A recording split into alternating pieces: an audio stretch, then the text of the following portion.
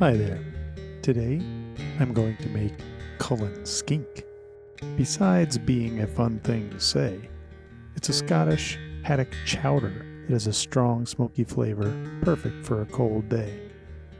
I'm not a chef, but I'll show you what I did, and I'll put the recipes that I referenced in the video description.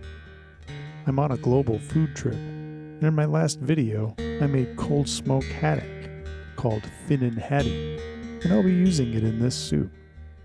I'm still focused on Scotland, so this is a classic dish from there. This is Cullen Skink.